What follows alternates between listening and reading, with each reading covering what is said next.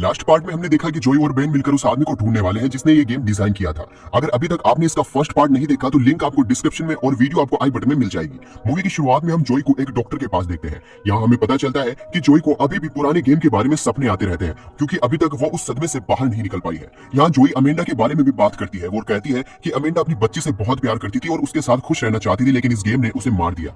उसके बाद जोई बेन से बात करती है क्योंकि इस गेम के मास्टर को ढूंढने के लिए उसे कुछ क्लू मिले थे, इसलिए वो चाहती थी कि बेन उसकी मदद करे। तब बेन कहता है कि मैं जिंदा हूँ और अब मैं इस बात से खुश हूँ।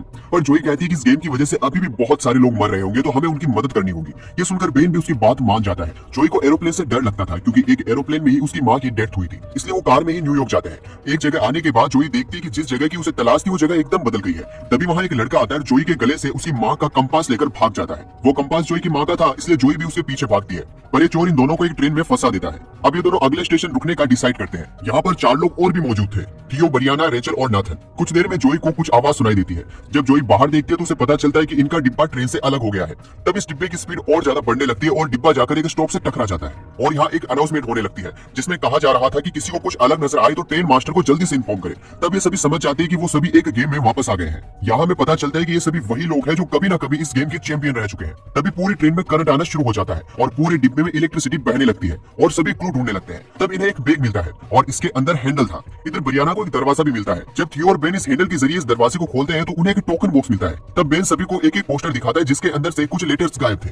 अब सभी पूरे डिब्बे में गायब लेटर्स को ढूंढने लगते हैं। इनके पास ये हैंडल्स लगे हुए थे जिनके अंदर करंट बह रहा था, इसलिए फिर से इस बैग को देखते हैं जिसके अंदर कुछ कपड़े मिलते हैं जिनकी मदद से इस हैंडल को खींचने लगते हैं और इनके अंदर में से टोकन निकलते हैं। तब ये सभी एक एक टोकन लेकर इस बॉक्स में डालने लगते हैं। टाइम बढ़ने की वजह से इस पूरी ट्रेन में करंट और ज्यादा बढ़ने लगा था और जब थियो एक टोकन लेने जाता है तो उसे करंट लग जाता है और वहीं पर करंट की वजह से उसकी मौत हो जाती है। उसके बाद ये सभी जल्दी जल्दी सारे टोकन ढूंढने लगते हैं और उस बॉक्स में सारे टोकन डालते ही ये दरवाजा खुल जाता है और ये सभी लोग इस दरवाजे के अंदर चले जाते हैं और उसके बाद ये लोग इस रूम में पहुंच जाते हैं। इस रूम में आने के बाद ये सभी देखते हैं कि ये रूम एकदम बैंक की तरह था और यहाँ पर एक लॉकर भी था। ये देखकर जल्दी से जोई यहाँ से बाहर निकलने की कोशिश करती है, पर तभी सिक्योरिटी सिस्टम एक्टिवेट हो जाता है और सभी दरवाजे बंद हो जाते हैं। जब ब्रियाना आगे बढ़ती है तो लेजर लाइट एक्टिवेट हो जाती है जिसकी वजह से ब्रियाना को चोट भी आने लगती है। ब्रियाना ने एक बॉक्स पर पैर रख दिया था जिसकी वजह से लेजर एक्टिवेट हो गई थी। तब नाथन और रेचल मिलकर उसे बचा लेते हैं। अब धीरे धीरे दरवाजा भी बंद होने लगता है और ये सभी क्लू ढूंढने लगते हैं।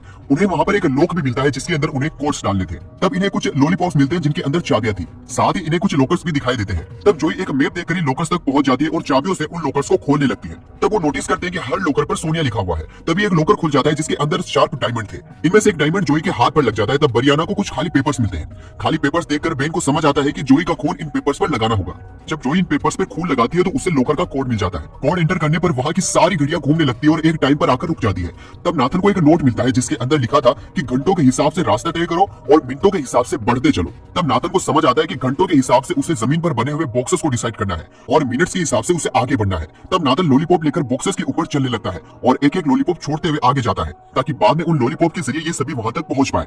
एक बॉक्स पर पैर रखते ही एक लॉकर भी खुल जाता है जिसके अंदर कुछ घुमाने के लिए लगा हुआ था और नाथन को एक मैसेज मिलता है जिस पर लिखा था कि दुनिया पैसों के दम पर चलती है और इसे रुकने मत देना। तब सभी फिर से क्लू ढूंढने लगते हैं और वहां अनाउंसमेंट होती है कि 3 मिनट में सभी लेजर एक्टिवेट हो जाएगी। अब नाथन समझ चुका था कि इतनी जल्दी वो क्लू नहीं ढूंढ सकते। तब वो बिना सोचे समझे चलने लगता है और लेजर एक्टिवेट होने की वजह से वो एक टेबल से टकरा जाता है और बेहोश हो जाता है। तभी ब्रियाना को याद आता है कि उस नोट्स में कुछ घुमाने के लिए लिखा हुआ है, इसलिए ब्रियाना इस लॉकर में रखी हुई चीज को घुमाने लगती है और उसे एक मैप मिलता है। तब जो इस मैप को उस रूम वाले मैप पर लगाती है जिससे इन्हें रास्ता मिल जाता है। अब बेन नाथन को उठाकर उस रूम से बाहर निकल जाता है और बाद में जोई भी इस रूम से बाहर निकल जाती है। तब ये सभी एक और रूम में पहुंच जाते हैं जहाँ हर तरफ बस रेत ही रेत थी। तब इन्हें एक कैमरा मिलता है और जब ब्रियाना उस कैमरे से फोटो खींचती है तो फोटो पर लिखा था कि हॉल ग्लास बे पर अपना एंकर डालो और इन्हें ये भी पता चलता है कि लाइट हाउस के ऊपर एक टेलीस्कोप लगा हुआ है। उसके बाद इन्हें एक मेटल डिटेक्टर मिलता है जिसके जरिए ये सभी जमीन में कुछ ढूंढने लगते हैं। तब इन्हें एक जगह पर एक एंकर मिलता है जिसे ये लोग बाहर निकालने की कोशिश करते हैं, पर तभी वहाँ की सारी रेत जमीन में धंसने लगती है और रेचल अचानक से जमीन में धंसने लगती है। पर जल्दी से नाथन अपने ऊपर रस्सी बांधकर उस रेत के दलदल में कूद जाता है और ये सभी उन दोनों को बाहर खींचने की कोशिश करते हैं।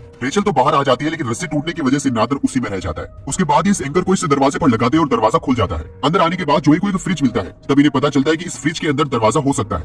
ये सभी इस फ्रिज के प्लग को देखते हैं पर इसके अंदर प्लग ही नहीं था। तब सभी प्लग ढूंढने लगते हैं। तब इन्हें इस घर के अंदर एक छोटा सा लाइट हाउस मिलता है। जैसे ही बेन स्विच ऑन करता है तो सारी जगह रेत में धंसने लगती है। तब जोई जल्दी से भागकर लाइट हाउस के ऊपर चली जाती है ताकि उसे वहां कुछ क्लू मिल सके।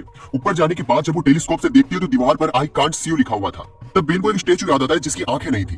तब बेन जल्दी से उस स्टेचू के पास जाता है पर वो स्टेचू रेत के अंदर दबने वाला था। तब बेन उसकी बंद आंख से एक प्लग निकाल लेता है जिसकी मदद से वो फ्रिज खुल जाता है और इन्हें एक दरवाजा मिल जाता है। इधर जोई को भी एक दरवाजा मिल गया था। तब ये सभी कंफ्यूज हो जाते हैं कि आखिर कौन सा दरवाजा सही है। तब बेन और रेचल जोई की तरफ भागते हैं पर लाइट हाउस के ऊपर चढ़ने से पहले ही बेन नीचे गिर जाता है। तब जोई और रेचल को उसे छोड़कर वहां से जाना पड़ता है। इधर बरीना फ्रिज वाले गेट के अंदर घुस जाती है। उसके बाद ये सभी एक रूम में पहुंचते हैं जहां इन्हें बरीना भी मिल जाती है। बरियाना के घाव से इन्हें पता चलता है कि यहाँ एसिड रेन होती है। तब इन्हें एक शॉप मिलती है जिसके अंदर ताला लगा हुआ था और इन्हें उसकी चाबी ढूंढनी थी। तभी बरियाना को बादल दिखाई देता है इसलिए बरियाना सीढ़ियों से ऊपर चढ़ती है। ऊपर चढ़ने के बाद उसे एक चाबी मिल जाती है और उस चाबी से ताला खुल जाता है। पर ताला खोलते ही शॉप के अंदर एक और गेट था। तभी एसिड रेन होना शुरू हो जाती है पर तभी शॉप का बैनर खुल जाता है और ये बच जाती है। एसिड की वजह से यहाँ की सारी चीजें पिघलने लगती है। जब एसिड रेन रुक जाती है तो इन्हें एक टीवी पर न्यूज सुनाई देती है जिसमें बताया जा रहा था कि बरसात का पानी बचाओ। तभी फोन बूथ पर एक कॉल आता है पर फोन बूथ पर ताला लगा हुआ था। तब इन्हें समझ आता है कि इन्हें एक बोतल ढूंढनी होगी जिसके अंदर ये एसिड भर कर उस ताले को पिघला सके। और अब रेचल को एक बोतल मिलती है जिसे ये उस बारिश में रख देती है जिसकी वजह से वो बोतल एसिड से भर जाती है। अब आप सोच रहे होंगे कि ये बोतल एसिड से पिघली क्यों नहीं, तो दोस्तों आपको बता दूं कि वो बोतल पीएमपी बोतल है जो कि एक अलग ही मटेरियल से बनी होती है जिसकी वजह से वो एसिड से नहीं पिघलती। तभी इस बोतल को भरकर इस चेन को पिघला देते हैं पर तभी कॉल आना बंद हो जाती है। यहाँ जोई एक पोस्टर देखती है जिस पर लिखा हुआ था कि जब मौसम खराब हो तब हमें कॉल करो। ये देखकर जोई क्लू ढूंढने लगती है पर तभी बारिश होना शुरू हो जाती है पर फोन बूथ पे रखे छाते की मदद से जोई बच जाती है। तब मौसम खराब था और तभी कॉल आने लगती है। जैसे ये दोनों कॉल उठाती है तो इस टैक्सी का दरवाजा खुल जाता है और जोई इसके अंदर चली जाती है। जब ये दोनों इसके अंदर आने लगती है तभी गेट बंद हो जाता है और एसिड रेन होना शुरू हो जाती है जिसकी वजह से इन दोनों की मौत हो जाती है। इधर जोई एक रूम में आकर गिरती है। इस रूम में आने के बाद जोई को सोनिया के बचपन की चीजें मिलती है। तभी यहाँ अमेंडा आकर गिरती है। ये देखकर जोई हैरान थी क्योंकि अमेंडा पहले ही मर चुकी थी। तब अमेंडा जोई को बताती है कि सोनिया मेरी बेटी है और मेरी बेटी गेम मास्टर के पास है और ये गेम उन्होंने मुझसे बनवाया। जैसा कि हम पिछले पार्ट में देख चुके हैं कि अमेंडा काफी इंटेलिजेंट है और ये गेम भी उसी ने बनाया है। अब गेम मास्टर चाहता है कि अगला गेम जोई बनाए वरना जिससे वो प्यार करती है उसे गेम मास्टर मार देगा। तब जोई कहती है कि बेन पहले ही मर चुका है। तब अमेंडा कहती है कि जो तुमने देखा नहीं वो हुआ ही नहीं। तभी वहाँ बेन दिखाई देता है, वो एक रूम में बंद था। तब जोई आगे का गेम बनाने के लिए उसे मना कर देती है। तभी बेन के रूम में पानी भरने लगता है। अचानक से जोई को एक गैस पाइप नजर आती है। वो पूरा रूम मेटल से बना हुआ था इसलिए जोई पूरे रूम में आग लगा देती है ताकि वहाँ का सारा मेटल पिघल जाए और आग की वजह से बेन के रूम का ग्लास भी टूट जाता है और बेन बाहर आ जाता है। इसके बाद इन्हें पानी कहीं जाता हुआ नजर आता है। तब ये सभी वहाँ के वाल को तोड़कर बाहर आ जाते हैं और इस तरह वो इस गेम से बाहर निकल आते हैं। उसके बाद अमेंडा पुलिस को सभी प्रूफ दिखा देती है और पुलिस हर जगह पर गेम मास्टर को ढूंढने लगती है। इसके साथ ही एक पुलिस वाला जोई को उसकी माँ का कंपास उसे वापस कर देता है। मूवी के लास्ट सीन में हम जोई और बेन को एक प्लेन में देखते हैं। तभी वहाँ जोई को उसके डॉक्टर की तरह दिखने वाली एक औरत नजर आती है और वही पेन, डायरी और बैग नजर आता है जो उसकी डॉक्टर के पास था। तभी प्लेन के ऑक्सीजन मास्क खुल जाते हैं और जोई को समझ आ जाता है कि वो फिर से एक गेम में आ गई है। इसी के साथ ये मूवी खत्म हो जाती है।